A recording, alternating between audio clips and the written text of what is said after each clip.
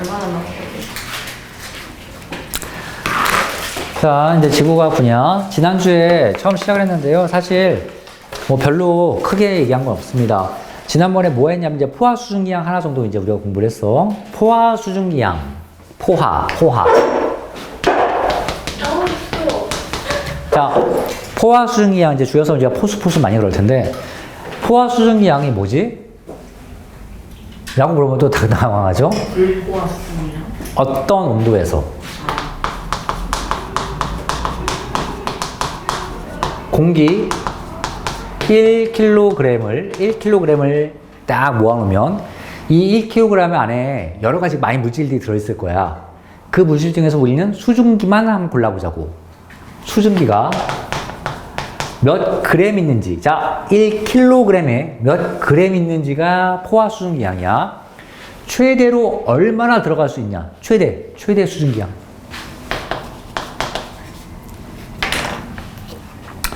최대로 이 공기 1kg에 막 끼어 들어가게 만들 수 있는 수증기 양은 정해져 있고요. 최대 수증기양은 정해져 있고 그거는 온도에 대한 함수입니다. 흔히 예상하기로 온도가 높아지면 더 많은 수증기를 여기다 공기에 집어넣을 수가 있고 온도가 낮아지면 이 공기에 수증기를 많이 집어넣을 수가 없어. 그래서 겨울에 건조한 거야.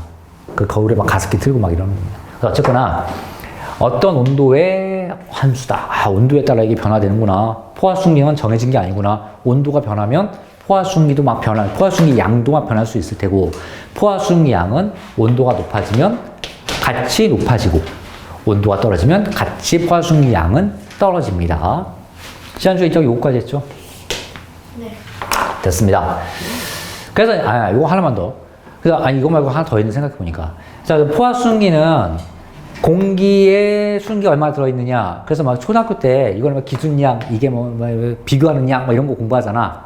어쨌거나 기준량이 분모에 깔립니다. 그래서 어떤 온도 공기 1kg에 수증기가 X 몇 그램 들어있다. 그럼 요 단위가 바로 X 그램 per 킬로그램 해가지고 포화 수증기의 단위가 되죠. 포화 수증기양의 단위 그램 per 킬로그램. 추워? 너 그러면 또 더워서 또 잔다.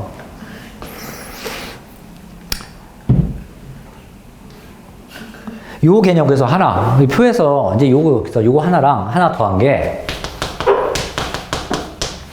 실제 수증기양. 그러니까 예를 들어서 이 방 공기에 이 방이 대충 한 20도 정도 될 거야 지금 온도가 대충 약이에요. 20도 정도 이 방 공기 1kg에 최대 수증기를 50g 집어넣을 수 있다고 쳐보자. 그럼 이 방 온도의 포화 수증기 양은 50g per 킬로그램일 거야. 근데 실제로 재보니까 이 방 공기의 1kg을 꺼내서 내가 그 안에 드는 수증기 양만 재봤더니 실제 수증기 양이 30g만 있을 수도 있지. 참고로 이 방에 최대 50g밖에 못 들어가는데 실제로 재봤더니 60g이더라. 이런 일은 벌어지지 않아. 그러니까 말이 안 되는 거야. 최대 50g밖에 안 되는 거니까.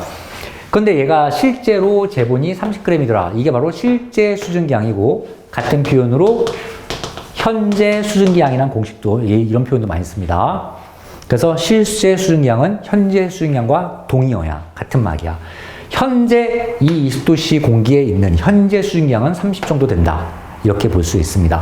그러면 이 방에 최대 50g이 들어갈 때 지금 실제로 30g밖에 없을 때 우리는 이걸 뭐라고 부르냐면 아직 포화되지 않았다. 불포화 상태라고 부릅니다. 불포화 상태. 자, 이 방 공기를 20도씨에 이 방 공기 1kg을 딱 재봤더니 수증기가 진짜 딱 50만큼 들어있어. 50g 있어. 그러면 진짜 있을 만큼 최대로 다 있는 거지. 그럼 이 50g은 무슨 상태? 포화 상태. 포화 상태 공기라고 얘기하는 거고, 실제로 재봤더니 60g 있어. 그럴 일은 없어. 근데 60g이 만약에 있다고 치면 그건 과포화 상태야. 과포화 상태. 그리고 그 과포화 상태, 만약에 실제로 재봤더니 60g, 뭐 그런 일 없지만 60g 있다고 치면 과포화 상태고, 절대 이 과포화 상태로는 존재하지 않습니다. 60g에서 10g 물로 토해내버리고 다시 50g까지 돌아가 버려. 과식, 얘도 밥 많이 먹으면 토하잖아. 위가 최대로 담을 수 있는 음식을 넘어서서 먹어버리면 토해버립니다. 그 한계만큼은. 얘도 마찬가지예요. 10g만큼은 다시 물로 그냥 바꿔버려. 이런 적 있지 않냐? 니네? 선생님 뭐 며칠 전에 그랬는데 건조한 줄 알고 가습기를 엄청 세게 틀었어. 선생님 애 방에. 근데 그 다음날 아침에 보니까 바닥에 물이 흥건하게 고여있는 거야. 실제로 건조하지 않았던 거지. 그래서 가습기에 막 가습이 나오고 그 가습이 그대로 물로 그냥 변해버린 겁니다. 더 이상 입안 공기에 수증기를 못 집어넣는 거야. 그래서 수증기가 안 된 애들을 액체로 고여버려. 그 방음도, 그 방이 딱 포화 상태의 공기입니다. 그러니까 포화가 돼버린 거지. 자, 그냥 우리가 이제 거기까지 했던 겁니다. 동그라미 3번 볼게요. 2번 포화 수증기 양의 동그라미 3번. 불포화 상태를 포화 상태로 만드는 법 두 가지가 나옵니다. 근데 이거 뭐랑 똑같냐면요. 예전에 내가 용해도 배운 적 있지? 그거랑 똑같아. 자, 3번. 이런 거 봅시다. 그래프가 하나 나옵니다. 선이 하나 빨간색으로 그려져 있어요. 이 선이 포화 수증기 곡선이야. 포화 수증기 곡선. 곡선인데 무슨 곡선? 포화 수증기 곡선이고 이 가로축이 뭐냐? 온도예요. 10도, 20도, 30도 막 나와서 5도부터 30도까지 써있네. 5, 10, 15, 20, 25, 30도까지 이렇게 되어 있고요. 자, 이 세로축이 뭐냐면 수증기의 양이야. 몇 그램, 몇 그램, 몇 그램 이렇게 써 있을 거야. 자, 책에 있는 거 그대로 뭐 그리지 않고요. 그냥 참고로 그냥 봅시다. 지금 어떤 이 방에 이 방 온도가 25도야. 그래서 25도에 이 공기 1kg에 수증기가 몇 g 있는지 체크를 해봤더니 수증기가 30g 있더래. 그 말은 쭉 가보면 여기가 30g이란 뜻입니다. 그런데 25도씨 공기에 최대 수증기가 몇 g 들어갈 수 있으면 60g 들어있을 수 있더래. 이건 내가 어떻게 하는 거냐면 과학자들이 이미 다 조사해 놓은 거야. 25도짜리 공기 1kg에는 최대 수증기가 60g이 들어있을 수 있다. 포화 수증기 곡선은 포화 수증기 양을 다 만들어 놨습니다. 이미 조사해가지고. 지금 공기가 여기에 이렇게 있는 거야. 그럼 아직 무슨 공기? 이거는 불포화 공기입니다. 불포화. 포화 수증기 곡선 아래쪽 영역은 다 불포화 공기야. 그럼 포화 수증기 딱 이 선 위에 있는 공기는 무슨 공기야? 포화 공기야. 포화 수증기 곡선 위에 있는 이 공기는 무슨 공기야? 과포화 공기야. 과포화 공기. 과포화 공기는 계속 말하지만 그대로 있지 않아. 계속 포화 상태로 토하면서 물로 변하면서 일정 부분 물로 변하면서. 자, 어쨌든 여기 공기가 이렇게 있으면 불포화 상태입니다. 이 불포화 상태의 공기를 포화 상태로 만드는 법은 두 가지가 있어. 이 점을 위로 끌어올리든지 이 점을 왼쪽으로 밀어서 이 빨간 선에 맞추든지. 두 가지 방법이 있다. 자, 위로 끌어올린다는 얘기는 수증기를 더 공급해준다는 얘기야. 수증기를 몇 그램 공급해주는 거냐? 30g 더 공급해주면 30에서 60g까지 올라가겠지. 그래서 수증기를 30g 더 공급해준다. 첫 번째 답.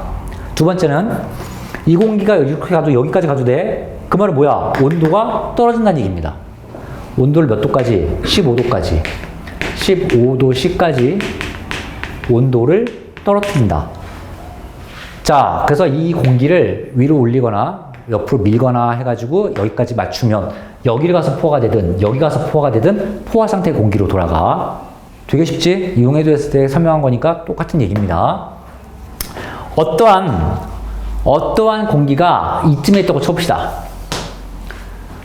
10도짜리 공기야. 10도짜리 공기. 약간 10도짜리 공기야. 10도짜리 공기인데 수증기가 40g 있대. 이렇게 40g 있더래. 그러면 이 공기는 지금 어느 상태냐면 과포화 상태에 있는 거야. 그래서 절대 그대로 있지 않아. 절대 그대로 있지 않고 이만큼 요 값을 대충 25라고 합시다. 25g. 몇 g이야? 그럼 15g이죠. 15g은 물로 토해냅니다. 물에 밑에 고여있을 거야. 15g이. 쫙 토해버리고 15g 물에 고여있고 25g, 공기 1kg에 25g을 갖는 포화 공기까지 이렇게 가버릴 겁니다.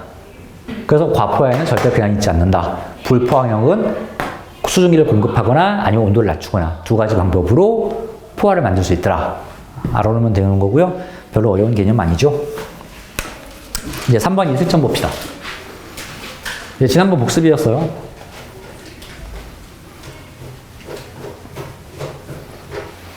이슬점은 그냥 이름 자체에서 그 정의가 나와. 이슬점. 이슬이 뭔지는 알지? 아침에 막 풀잎에 맺힌 물방울들, 그런 게 이슬이잖아. 아침에. 니네가 새벽에 한 4, 5시쯤, 요즘 같은 겨울 말고 여름 같은 때 4, 5시쯤 이렇게 산책 같은 거 하면은 옷이 축축하게 젖어. 땀 때문에 젖은 게 아니라 공기 중에 있는 그 머금고 수증기가 내 몸에서 응결이 일어나서 그래. 자, 응결. 이런 말이 나오는데요. 응결이 뭡니까? 수증기가 물로 바뀌는 과정을 응결이라고 불러.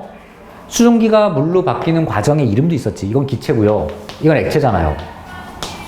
기체가 액체로 바뀌는 과정의 이름이 뭐지? 아니, 왜 이래. 액화죠.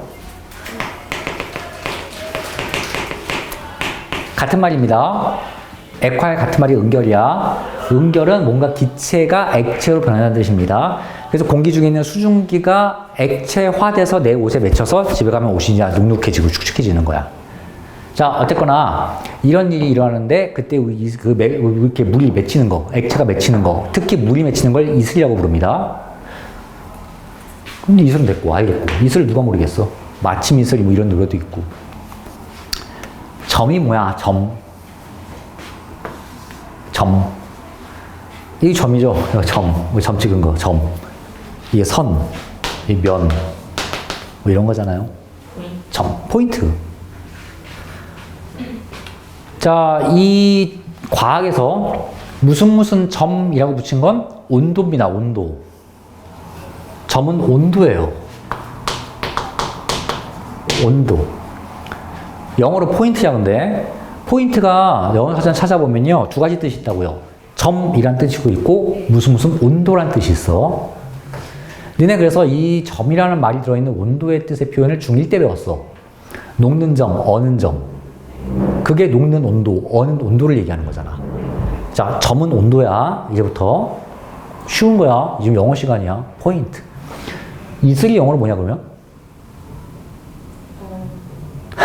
들어. 원룸 이슬, 재아야, 이슬 알아? 영어로?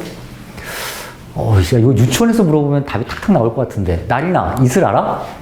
야, 지금 중3이. 드라이 같은 거. 아! 뭐지?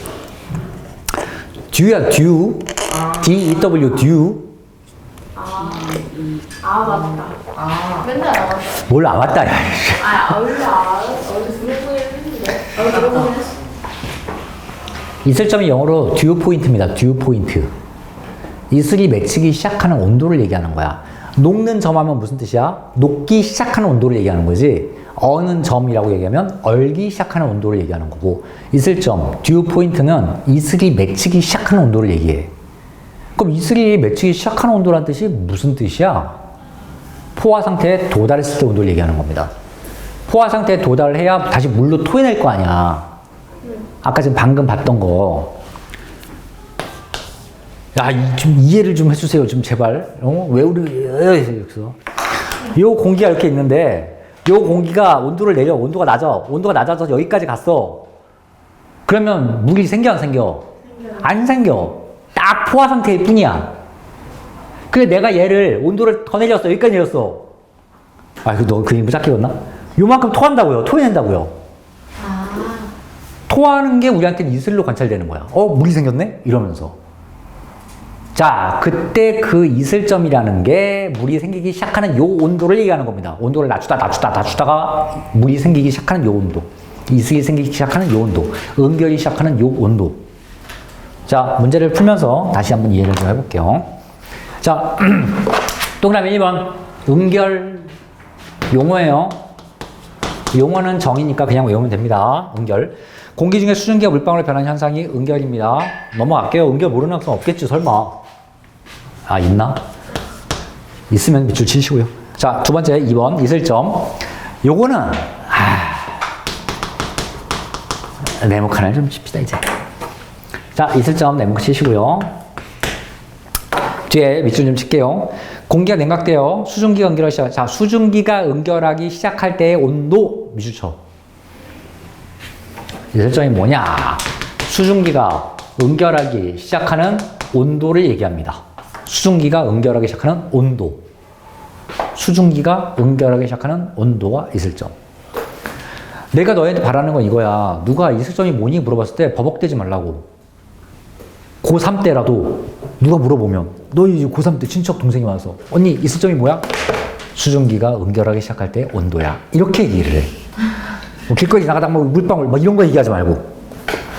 그거 잘 모르겠다 싶으면은 그냥 가 이래. 나중에 배워. 정확히 얘기해줬잖아.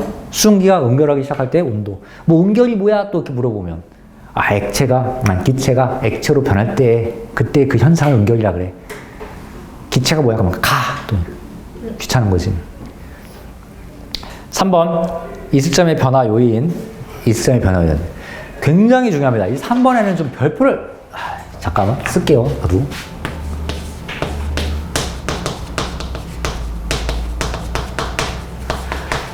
이거 책 보면 별거 아닌 것도 아닌 것처럼 그냥 대충 써 있잖아. 이렇게. 그러니까 혼자 공부하면 뭐가 중요한지 모르겠죠? 3번 중요합니다. 이 3번 별표.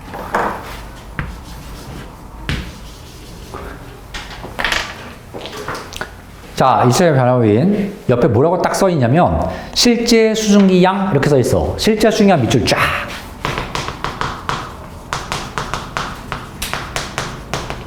즉 실수. 이걸 줄여서 아이고 실수. 이제 다른 말로 현수. 실제 수증기 양, 현재 수증기 양.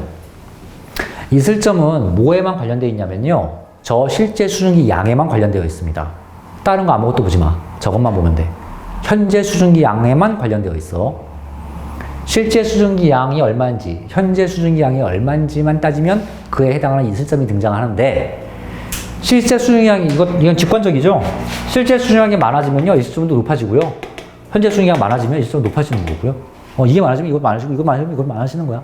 왜냐면 곡선이 이따로 생겨서 그래요. 곡선이 이렇게 계속 위로 올라가기 때문에 여기만 관련되어 있다. 다른 거 보는 거 아닙니다. 포화 수증기 양 있던 거 보지 말라고. 현재 수증기 양 또는 실제 수증기 양에만 관련되어 있습니다. 4번 응결량. 응결량은 뒤에 읽지도 마세요. 응결하는 양. 얼마나 많이 응결했느냐. 응결량. 응결량은 그럼 당연히 단위가 뭐겠어? 그램이야. 그램. 60g짜리 60g짜리 수증기가 있어. 수증기야, 수증기. 근데 어떻게 변화를 겪었어. 근데 수증기가 50g밖에 없더래. 야, 그러면 뭐가 있다는 뜻이야? 응결된 물이 10g 있다는 뜻이지. 그럼 응결량이 얼마야? 이 문제에서는 10g. 아니, 10g이 물로 변했잖아. 그러니까 10g이 응결한 거지. 그래서 응결량은 10g 이렇게 얘기하면 되는 겁니다. 별거 아니죠? 응결하는 양입니다, 그냥. 밑에 뭐 이렇게 박스에 나와 있고 뭐 응결량 어쩌고 이거 다 됐고요. 플러스 강의에 4번 봐봐. 4번. 저 밑부분에 4번. 응결이란 얘가 3개 나옵니다. 김선이 난경.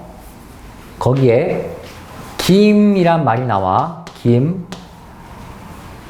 여기서 김이 서리다 할 때 저 김은 고체, 액체, 기체 중에서 뭐니? 액체. 그렇죠. 액체예요. 액체. 자, 모르겠는 사람들은 동그라미 김에다 동그라미 치시고 요거 따로 쓰세요.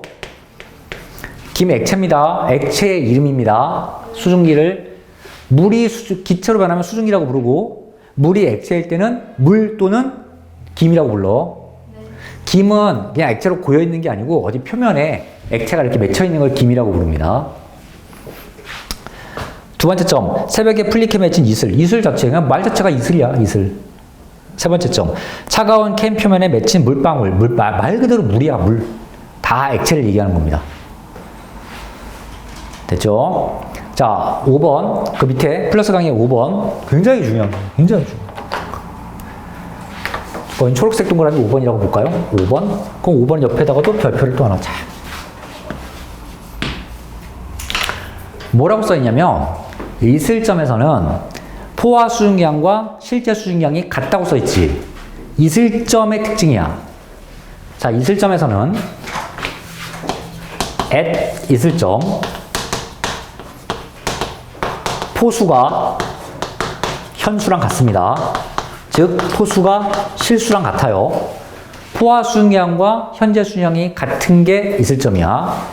뭔 소리인지 볼게요. 굉장히 중요한 개념인데 뭔 소리인지 볼게요. 자,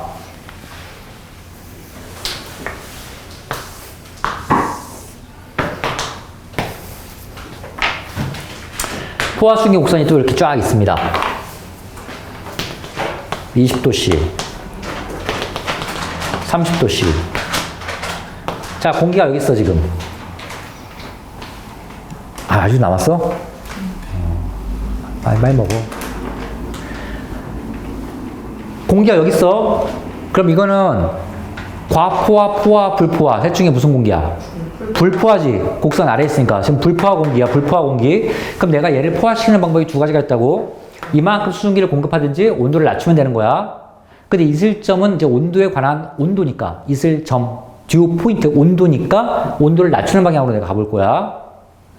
그리고 이 공기에, 이 방에 온도를 낮추는 건 쉽지만 이 방에 막 물을 내가 공급해가지고 막 포화를 만드는 건 이건 쉬운 게 아니잖아. 그잖아? 그러니까 자연계에서는 당연히 온도가 오르락내리락 합니다. 이제 해가 뜨면 뭐 온도 올라오고 이렇게 쉽게 조절이 되니까. 자, 지금 이제 요 공기가 있는데 공기가 점점점 자, 불포화, 온도 내어도 계속 불포화돼. 계속 불포화. 그 응결 일어나 안 일어나? 안 일어나. 불포화니까 계속 불포화. 그러다가 포화 상태 딱 여기 맺어지면 드디어 포화 상태가 되지. 그지? 포화 상태 됐지.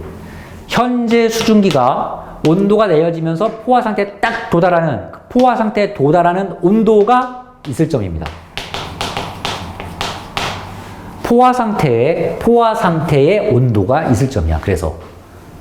자, 그러면 이 공기는 지금 3도짜리 공기야. 공기는 30도짜리 공기야, 지금.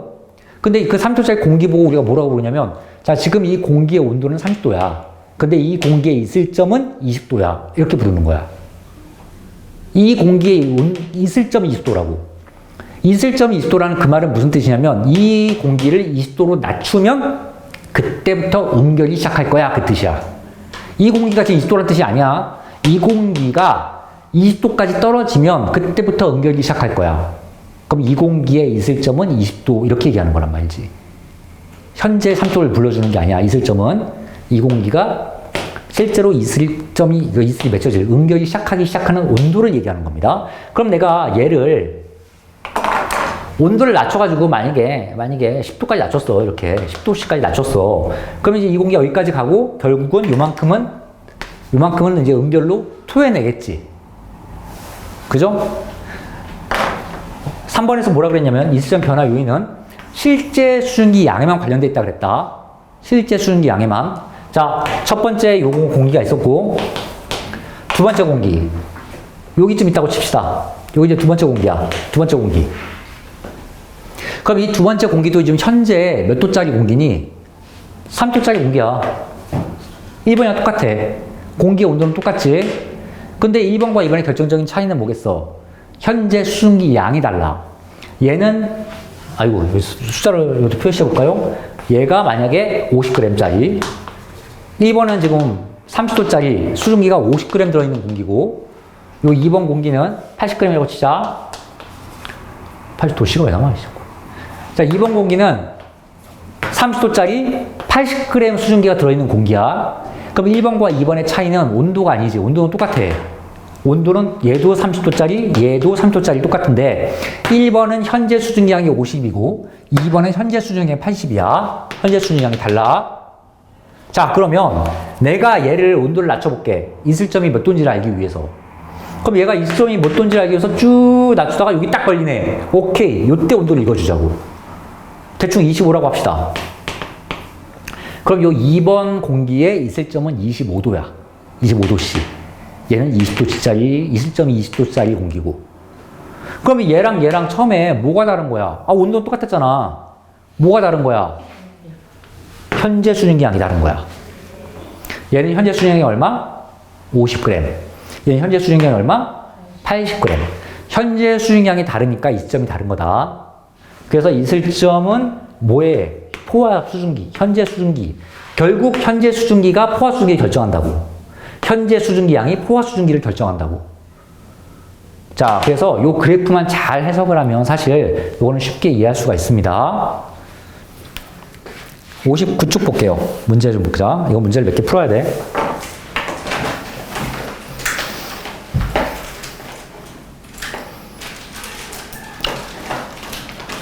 자, 1번 문제 볼게. 대기 중에 수증기에 대한 설명으로 옳은 것은 O, 옳지 않은 것은 X로 합시다. 자, 1번.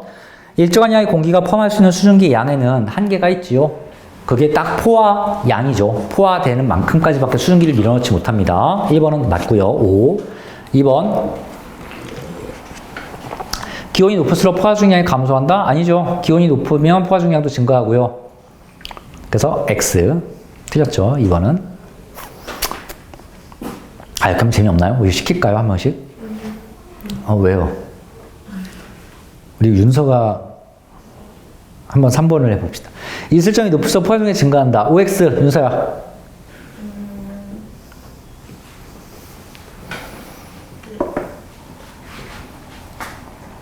X. 왜? 왜?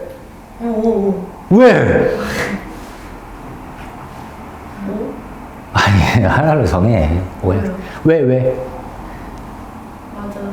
아, 그렇죠. 그것도 뭐, 딱 봐도 만들면 뭐 사실 설명할 것도 없고.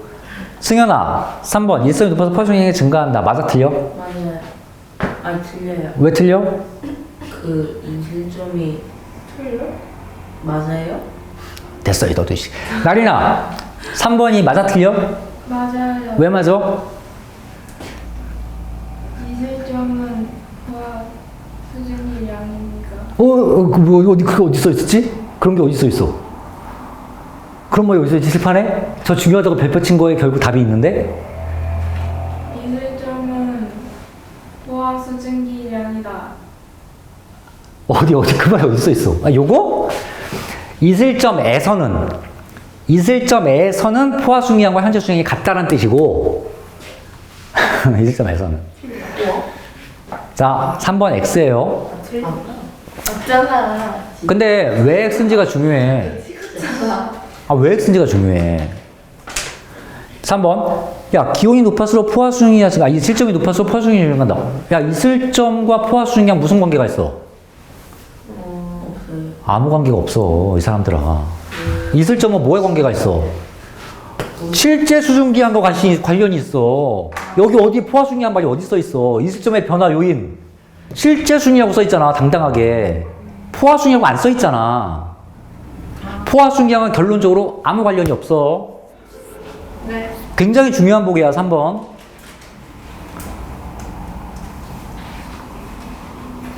계속 말한다. 3번. 그러면 이슬점이 높아서 포화 수증기량이 증가가 아니라 감소 아닌가요? 아니요. 그게 아니에요. 관련이 없어요. 이슬점은 실제 수증기 양에만 관련이 있습니다. 이거는 이제 이렇게 관련. 그 관련도 실제 수증기 양이 증가하면 이슬점도 증가한다. 이렇게 관련이 있지. 그것도. 3번은 별표를 쳐워. 아예 관련이 없으면. 이게 중요한 거예요. 그러니까 내가 얘기했잖아. 이렇게 별표를 치고 해도 항상 애들이 뭔가 포화 수증기한 게 뭔가 뭐 있을 것 같고 얘들처럼 이유를 자꾸 찾고 싶고 논리적으로 뭔가 해보고 싶어요. 좋은 시도긴 시도지만 단골 문제입니다. 굉장히 중요한 보기예요. 또 뭐라 써 있는 거예요? 어디가? 맨 아래 거랑 이거? 현수. 현수. 그러면은 그 위에는요? 이거 현수. 이건 뭔 뜻이냐면 이슬점이 변화한다. 아까 이슬점이 온도니까 온도가 오르락내리락 하잖아. 그 오르락내리락 하는 거는 뭐에 관련이 되어 있다? 실제 수증기양. 실제 수증기. 얘가 얼마를 갖고 있냐, 실제 수증기가. 얘가 실제를 얼마를 갖고 있냐가 관련이 있는 거고 포화 수증기양은 아무 관련이 없습니다. 얘는요, 뭔 뜻이냐? 이슬점에서 딱 여기 이슬점 20도가 되는 요 공기가 떨어지다가 여기가 이슬점이 되겠지. 얘는 이슬점에서는 포화 수증기 양과 현재 수증기 양이 같아진다고. 요 점에서는 포화 수증기 양과 현재 수증기 양이 같아진다고. 그건 요 말이고.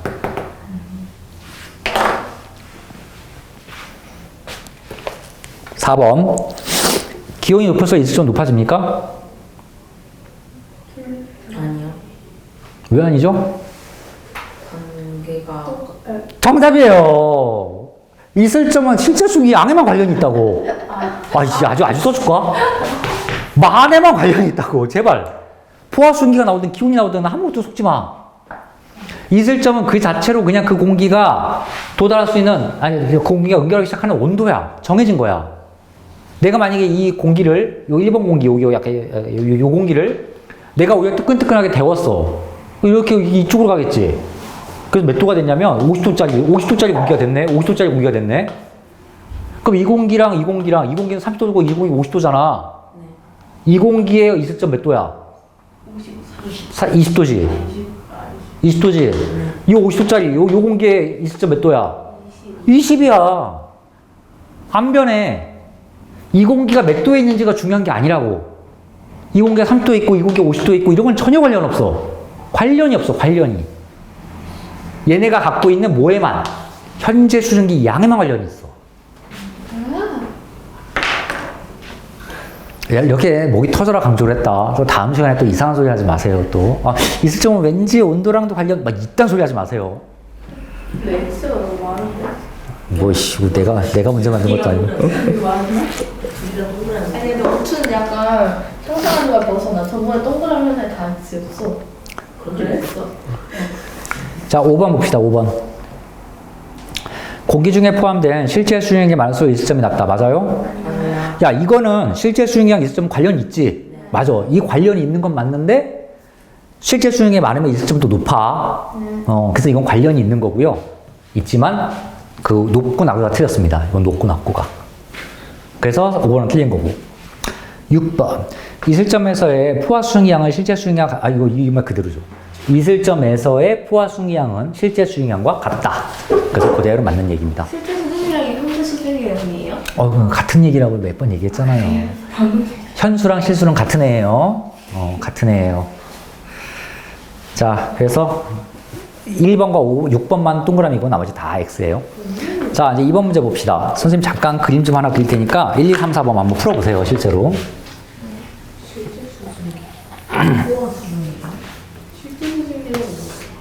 실제 수준이랑 그냥 20 아니야? 아이, 조용히 하고 자기가 풀어봐. 뭐 어려운 것도 아닌데. 아니지 아니야. 아니야. 이 뭐야?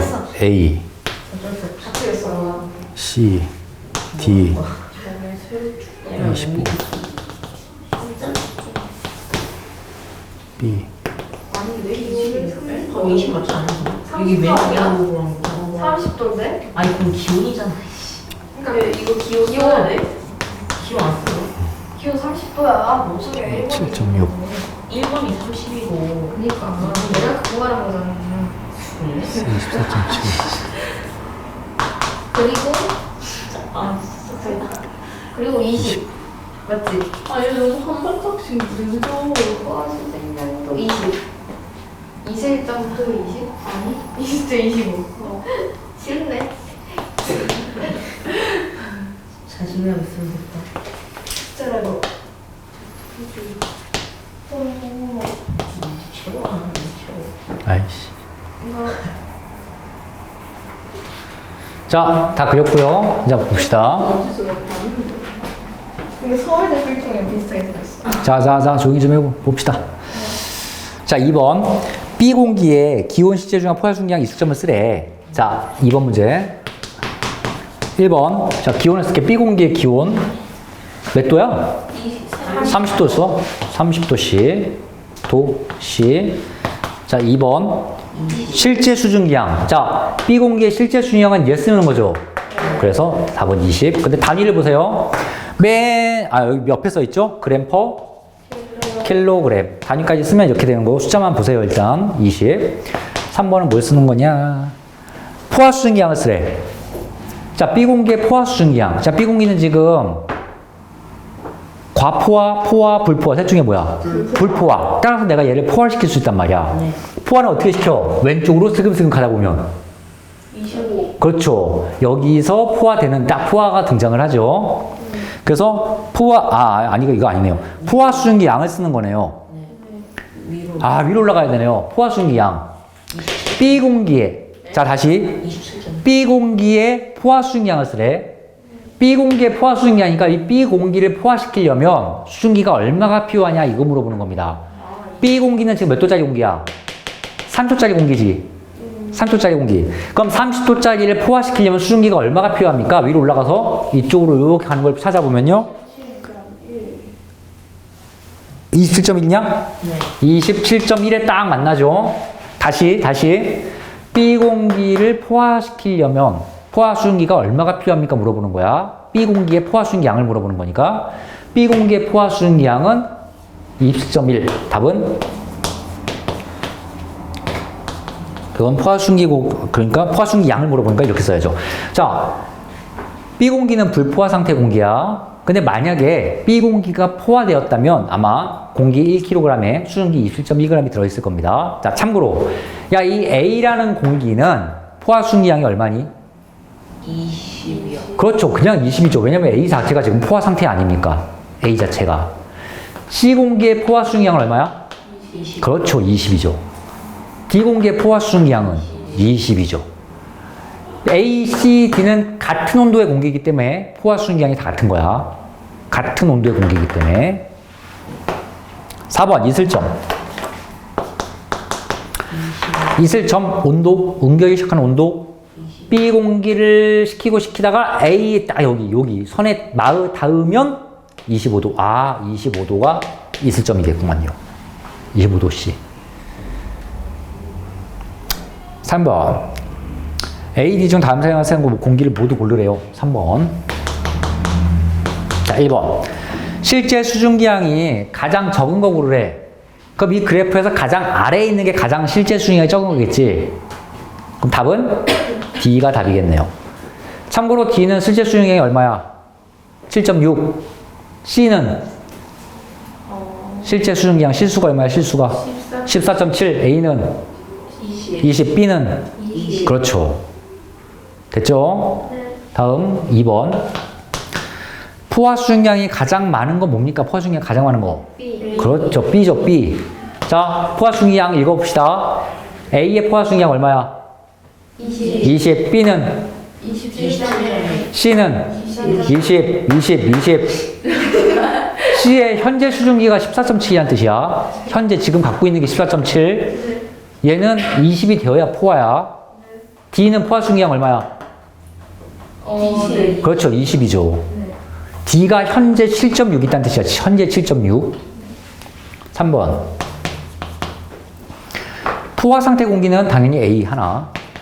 4번. 불포화 상태 공기는 그 그래프 밑에서 노는 애들 B, C, D 3개. 5번. 이슬점이 가장 낮은 거. 자, 이슬점 봅시다. 이슬점. 이슬점은 뭐에 관계된 거야? 실제 수증기양에 관계되어 있지. A, B, C 중에서 현재 수증기양이 가장 적은 게 뭐야? D지. D지. D. D가 지금 현재 수증기양이 가장 적지. 따라서 이슬점도 가장 낮을 겁니다. 아니 B랑 B라고요. D라고. 실제로 이슬점도 구할 수 있어. A의 이슬점 몇 도야? 20. 25지. 네. 누가 20이래? A. 25지. 포화 상태니까. B는 이슬점 몇 도야? 25도지. 똑같이. A랑 B는 이슬점이 똑같지. 현재 수증기양이 같으니까 이슬점도 같은 거야. C는 이슬점 몇 도야? 20도지. D는 10. 그렇죠. 10도. 그래서 D가 이슬점이 가장 낮은 거야. D가. 근데 굳이 그렇게 값을 안 찾아도 현재 수증기양이 가장 적으니까 D가 그 이슬점이 가장 낮겠지. 쉽죠? 4번. B 공기를 포화 상태로 만드는 법이래요. 그러면 B 공기 포화 상태로 만드는 법 두 가지가 있습니다. 자, 수증기 몇 그램 공급? 7.1g 공급. 온도를 몇 도에 낮춤? 25도로 낮춤.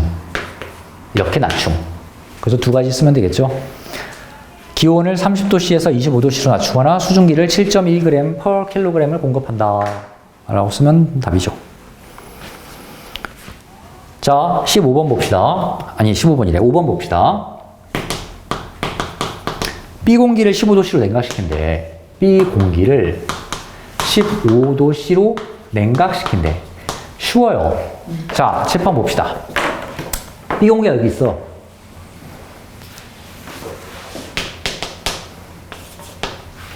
그러면 이 B 공기를 그냥 15도까지 밀고 가는 거야. 냉각시키는 거니까. 아, 밀고 가. 여기까지 갈 거야, B 공기가. 근데 여기는 불포 아니에요. 과포 영역이잖아. 이 자체로 그냥 있을 수가 없습니다. 토해냅니다. 응결을 시켜버려요. 얼만큼? 이만큼을. 여기까지. 요만큼을. 아, 여기 숫자가 뭔데? 거의 10.6이니? B가 가다가 10.6이죠? 10.6. 네. 여기 값을 읽어보면 10.6이네요. 따라서 20에서 10.6을 뺀 9.4g만큼 per kg만큼은 응결해버립니다. 토해버려요. 그래서 5번 답이 20 빼기 20.0 빼기 10.6은 9.4 이렇게 답이 하나, 둘, 세 개 괄호에 들어가면 되겠지. 자, 어때? 문제 하나 풀어보니까 이제 쉽잖아. 60페이지. 오늘, 이 62페이지까지 하면 참 좋은데. 62페이지를 이제 눈물을 흘리면서 다음 시간으로 미뤄야 되는. 이거 아니야. 공기 상승 구름생 자, 다음 60페이지 봅시다. 상대 습도라는 말이 나옵니다. B의 상대 습도. 15분. 자, 상대 습도. 니네 막 상대니 절대니 이런 말을 많이 쓰잖아. 네. 뭐 평가도 상대 평가가 있고 절대 평가가 있고 습도도 그래서 두 개가 있어. 상대 습도와 절대 습도. 그런데 우리 인간의 삶에 영향을 미치는 건 상대 습도입니다. 그래서 상대 습도를 따로 이렇게 배우는 겁니다. 그 상대 습도에 이제 공식을 있는데 공식도 되게 쉬워요. 어려운 공식이 아닙니다. 퍼센트 공식을 써요. 너네 집에 가습기 같은 거 좋은 거 보면 지금 현재 몇 퍼센트 이렇게 표시가 돼. 집에 습도계 있는 사람 있나? 습도계? 집에 온도계 있는 사람 있나? 나 학교에 있던데. 집에 온도계나 습도계 있으면 되게 좋아요. 선생님 집에는 있어. 그래서 항상 온도 체크하고 습도 체크하고 막 이렇게 되는데 온도보다 습도가 더 인간의 삶에 좀 많이 영향을 미쳐. 습도. 습도가 제일 좋은 거는 50에서 60%. 요 사이에 있으면 가장 이제 살기 적합하고 뭐 감기도 안 걸리고 그런다고 합니다. 그래서 요 사이에 습도를 한번 맞춰보는 걸로 한번 노력을 해보는 것도 좋아요. 자, 어쨌든 퍼센트를 니네 어디서 공부한 적이 있었냐면 중학교 1학년 때 농도 계산할 때 그 소금물 농도 뭐 이런 거 할 때 수학 시간에 그때 많이 한 번 했었지? 네. 그때 소금물 농도 공식이 어떻게 되지? 100분의? 그 전체 소금물의 양. 소금물분의 소금의 양 곱하기 100 하면 농도가 몇 퍼센트인지가 딱 나오죠. 그런데 이 분모가 뭐냐면 소금물이 뭐야? 소금 플러스 물이지 결국은. 그래서 소금 플러스 물분의 소금이기 때문에 분자가 절대 분모보다 클 수는 없어. 그러니까 100%가 한계고 100%라는 건 사실 물이 조금이라도 들어가면 만들 수가 없죠. 그래서 약 101% 이런 거는 뭔지 말이 안 되는 겁니다. 농도할 때는. 그래서 이 상대 습도도 이런 식으로 계산을 해. 뭔 소리냐면 꽉 채웠을 때에 비해서 지금 얼마가 있냐고. 왜 갑자기 좋아해? 꽉 채웠을 때에 비해서 지금 얼마가 있느냐가 현재 농도 퍼센트를 얘기하는 거야. 그러면 되게 쉽습니다. 상대 습도를 볼게요. 상대 습도는 결국 내가 퍼센트로 계산이 됩니다. 몇 퍼센트 이렇게. 이 공기가 가장 최대로 많이 함유할 수 있는 수증기의 양이 기준이야. 가장 최대. 근데 그게 바로 무슨 개념이냐? 포화 수증기 양이야. 그 온도의 공기가 가장 최대로 머금을 수 있는 수증기의 양. 그게 포화 수증기 양. 포수분의 자, 포화 수증기가 분모란 말이야. 이걸 넘어갈 수는 없어. 물을 내가 아무리 채워넣어도 수증기를 아무리 채워넣어도 포화 수증기양분에 지금 실제로 이 공기가 얼마가 있냐고. 그렇지, 현수 곱하기 100. 포수분의 현수, 이게 상대습도 공식이야. 굉장히 쉽지? 간단해요. 자, 밑에 보면요. 박스 안에 상대습도의 말이 막 써 있습니다. 현재 기온에서의 포화 수증기량 분의 현재 공기에 포함된 실제 수증기량 곱하기 100이라고 써 있지? 그래서 요거 다시 한번 네모 박스 딱 쳐놓고요. 이거는 상대습도 공식입니다. 포수분의 현수 또는 포수분의 실수.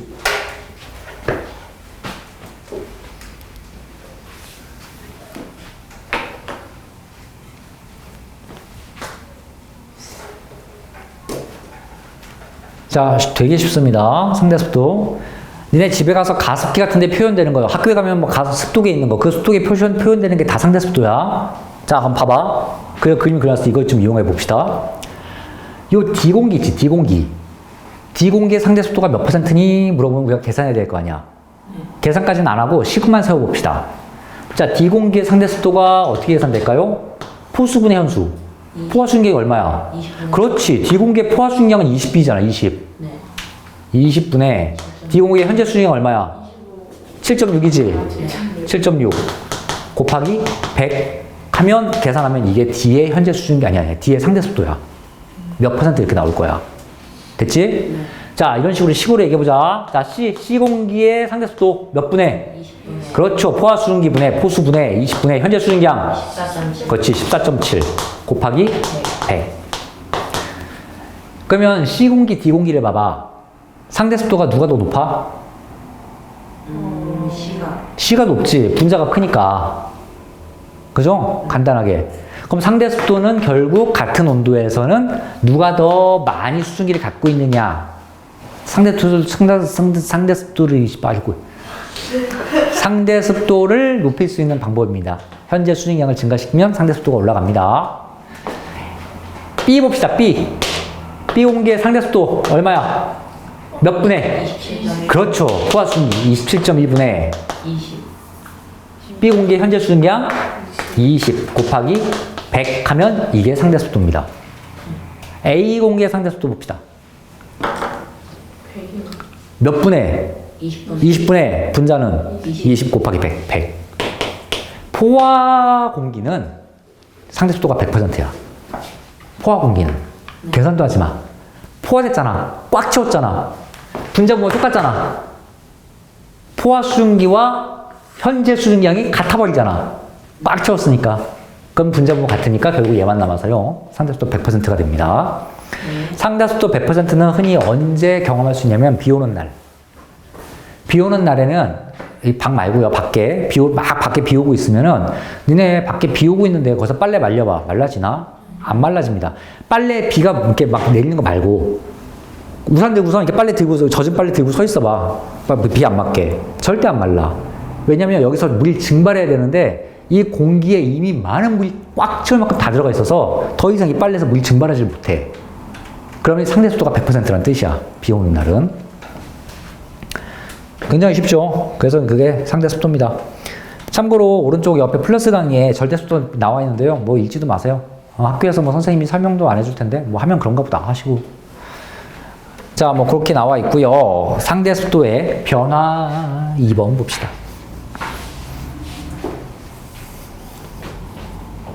어디다 써야 되냐?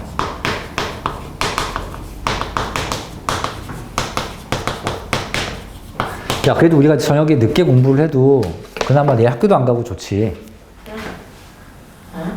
내 학교 안 가잖아. 저희 뭐라고 구시렁구시렁 대고 있어? 뭔 소리야?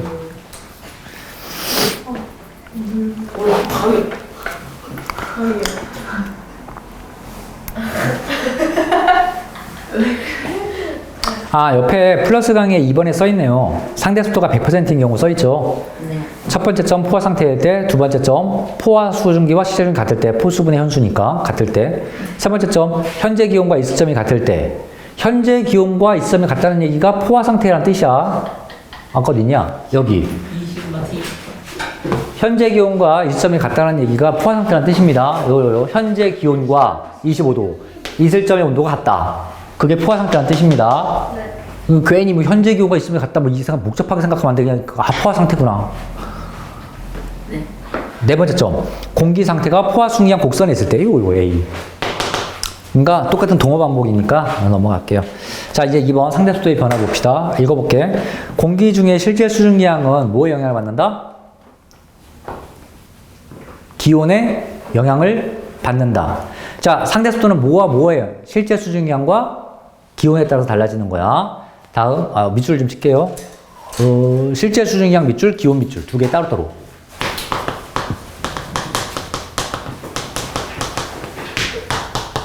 자, 그러면 잘 보세요. 두 개 밑줄 쳤어. 따로따로. 간단한 이제 수학이 나옵니다. 어렵지 않아요. 잘 보세요.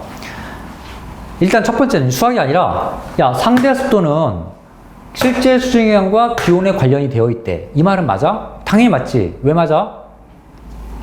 기온이 변하면 일단 둘 중에 뭐가 변해?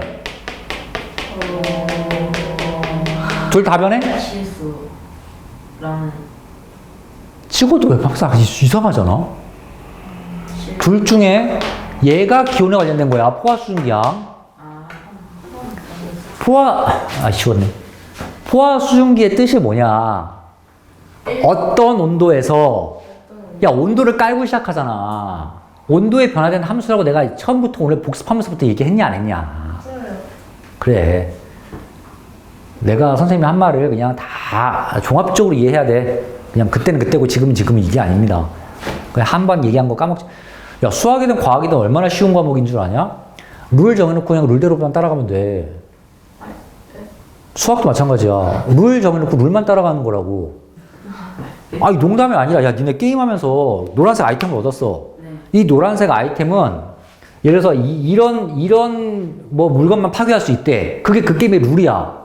근데 니네가 이거 파괴하겠다고 이거 안 던지고 막 이 아이템 막 쓰고 이러진 않잖아. 그래서 왜 안 터지지? 이러진 않잖아. 미친놈처럼. 그 게임의 룰이야.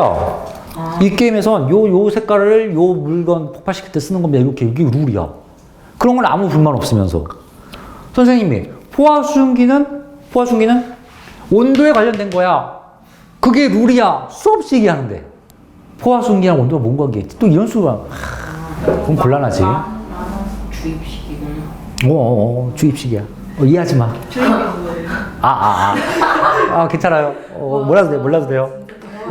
주입인데. 뭔 얘기했지? 이거. 야, 기온이 변하면 둘 중에 뭐가 변해? 포수가 변해. 그러니까 상대수도가 변한다는 뜻이야.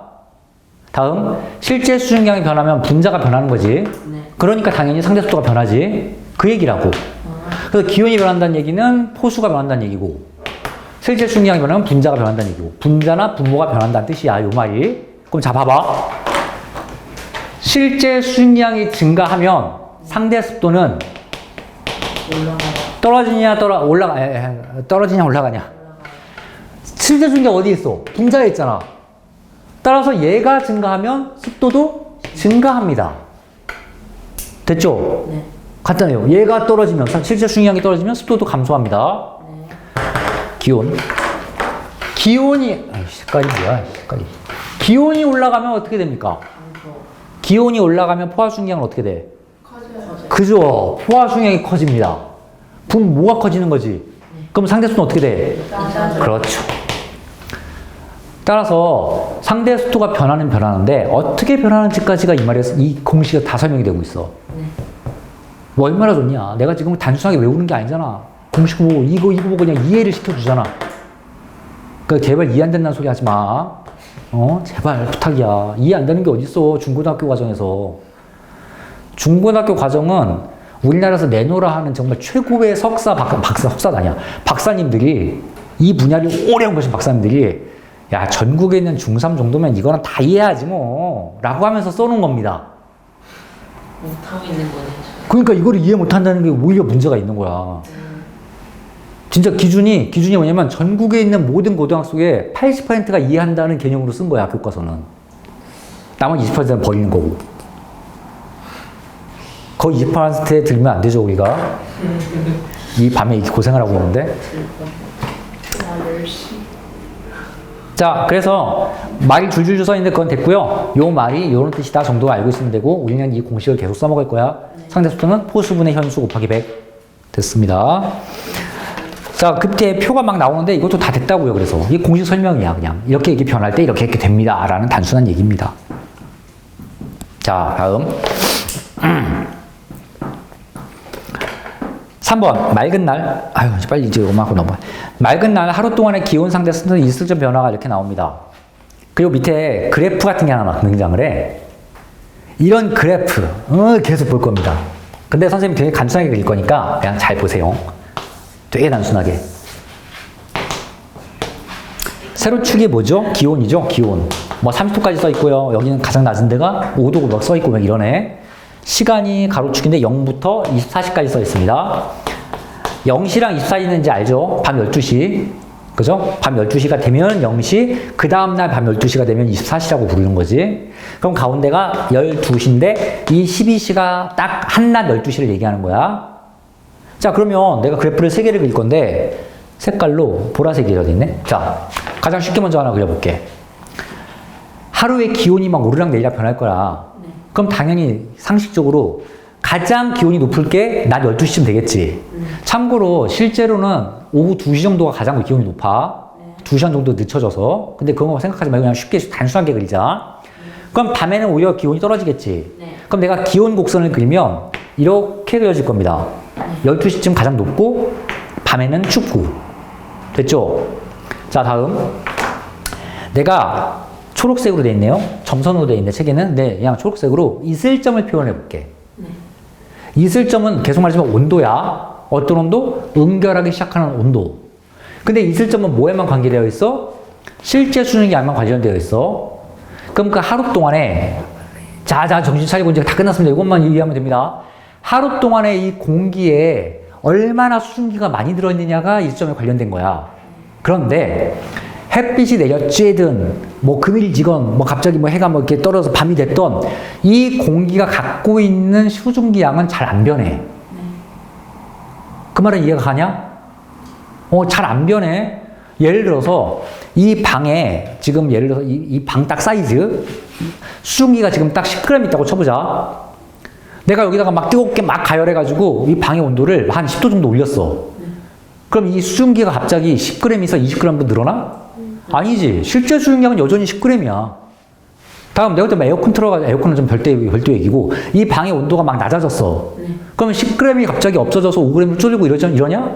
안 그래. 온도랑 관련이 없어. 이 방의 그냥 수증기는 여전히 계속 10g이야. 이 말 이해가지? 네. 온도랑 관련이 없다고.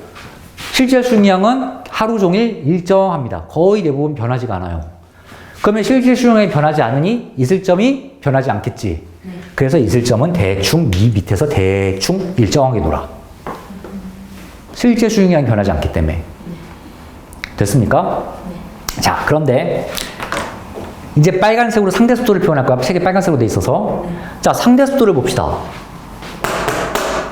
자, 상대 습도 이슬점은 변하지 않으니까 분자 분모에서 뭐가 안 변하는 거야? 어디 있어? 뭐예요? 상대 습도를 볼 거라고 이제. 이 하루에 0시부터 한낮을 지나서 밤까지 상대 습도를 표현해 볼 거야. 근데 상대 습도는 이슬점은 일정하대, 하루 종일. 그 말은 분자 분모 중에 이슬점이 일정하다. 분자에 관련된 말이냐고, 분모에 관련된 말이냐고. 분자. 그렇죠. 왜냐면 이슬점은 뭐에 관계된 거니까? 실제 수증기양에 관련된 거니까. 분자가 일정하다는 뜻이야. 됐지? 자, 분자는 안 변해. 자, 분모를 보자. 기온이 올라갔다 떨어지지. 아, 이걸 안 썼네. 이게 기온이고요. 여기 이슬점이고요. 자, 기온이 올라가. 기온이 올라가면 뭐가 변해? 포수가 변하지. 포수가 어떻게 변해? 증가하지. 그럼 상대수는 어떻게 돼? 떨어지지. 그래서 가장 뜨거울 때가 상대수도가 가장 떨어질 때야.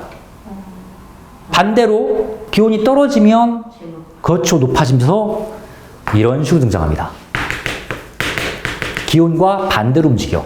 상대수도는. 자, 이해 가죠? 자, 우리가 기온과 이슬점은 금방금방 이해가 가.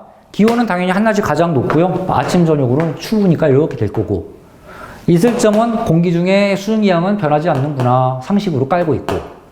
그러면 기온만 변하니 아이고 기온에 따라선 상대속도는 반비례 관계구나. 그러면 기온이 이렇게 변하면 상대속도는 이렇게 변하겠지. 이 그림이 여기 써 있는 거야 지금.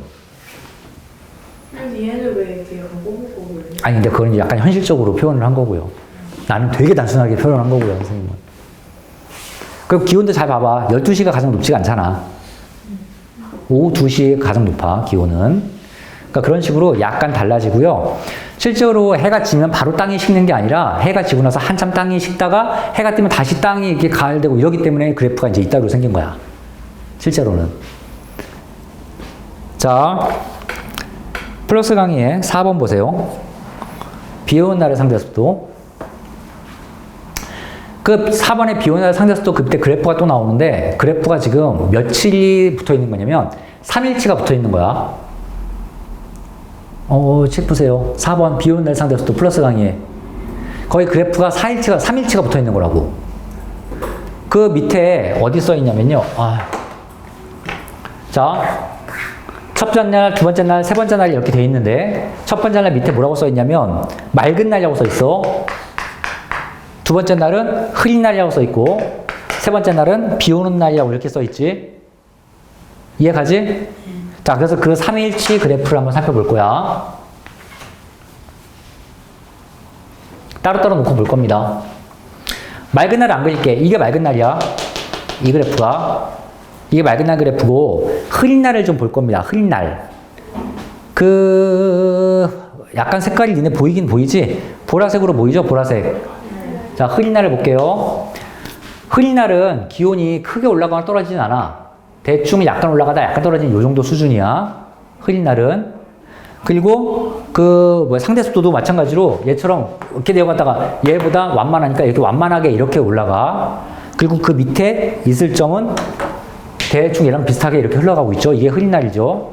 그럼 맑은 날과 흐린 날은 사실 큰 차이는 없는데 이런 기온이나 상대속도의 기울기가, 변화량이 올라갔다 떨어지는데 얘는 좀 완만하게 올라가고 완만하게 떨어지고. 그러니까 반비례 관계인 상대속도도 완만하게 떨어졌다 완만하게 올라가는 이런 그림을 그려지는 거야. 중요한 게 비 오는 날이야. 이제 흐리다가 이제 비가 마지막에 온대. 자, 비 오는 날 볼게요. 일단 기온을 봐봐. 기온이 어디에 있냐? 그 밑에 대충 하루 종일 뭐 대충 이 지랄로 이렇게 있지. 보라색 이렇게 있잖아. 이해 갑니까? 자, 기온이 이렇게 있습니다. 기온이. 야, 왜 올라가서 떨어지지 않는 거냐? 그냥 종일 비 오니까. 종일 비 오는 날은 아침이나 한낮이나 저녁이나 내내 그냥 서늘하고 춥고 그냥 계속 온도 차이가 크지 않습니다. 그렇다면 빨간색의 상대속도를 볼 거야. 비 오는 날은 상대속도가 몇 %지? 100%지. 그러니까 굉장히 높다고. 굉장히 하루 종일 높은 상태로 유지가 돼. 상대속도도. 굉장히 높은 상태로. 됐죠? 이슬점을 표현할 거야. 이슬점. 그래프 봐봐. 이슬점이 거의 어디랑 겹치고 있냐? 기온. 기온과 거의 겹쳐 있지. 이게 비 오는 날이야. 즉, 비 오는 날은 이슬점이 그냥 그때의 온도랑 비슷해집니다. 왜냐면 수증기가 엄청 많아지거든. 비가 오니까 이 공기에 수증기가 엄청 많아져.